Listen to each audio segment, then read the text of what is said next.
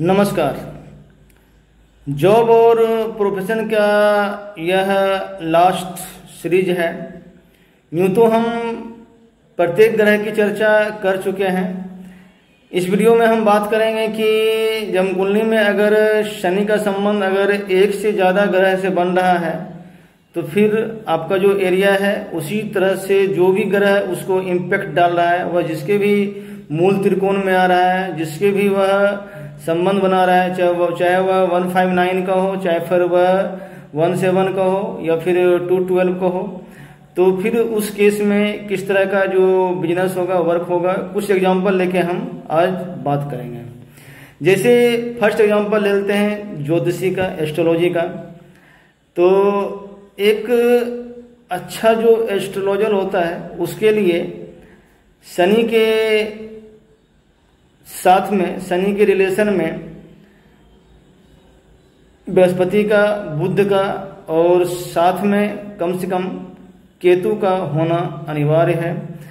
यूं तो बृहस्पति और शनि के कॉम्बिनेशन में भी वह ज्योतिष में इंटरेस्ट रखता है। अगर शनि का कॉम्बिनेशन बुध से है तो भी उसे इंटरेस्ट होगा। लेकिन अगर ये चारों का कॉम्बिनेशन अगर हो रहा है, शनि का, बुध का, केतु का, फिर बृहस्पति का, बुध और बृहस्पति दोनों का होता है, तो फिर लर्निंग भी होगा, फिर उन्हें ज्ञान भी देगा, ज्ञान भी मिलेगा, तो फिर ज़्यादा अच्छा रहेगा। यह एस्ट्रोलॉजी में वह सफलता मिलने का 100% चांस है। ऐसे ही हम दूसरा एक एग्जांपल लेते हैं। जैसे कोई इंजीनियर है तो उसके लिए शनि का, मंगल का होना काफ़ी है।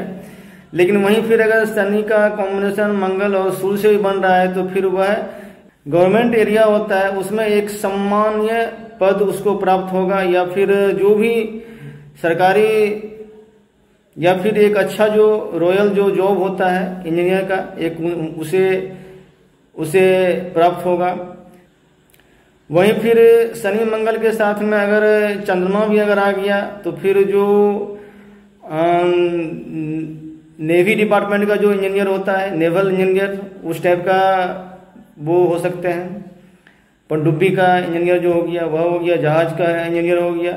तो फिर इसी तरह से अगर शनि मंगल के कॉम्बिनेशन में अगर राहु आ रहा है तो फिर वह जो एरोनॉटिकल इंजीनियर होता है, जैसे हेलीकॉप्टर हो गया, हवाई जहाज हो गया, रॉकेट हो गया, इस टाइप का जो है वह बहुत ही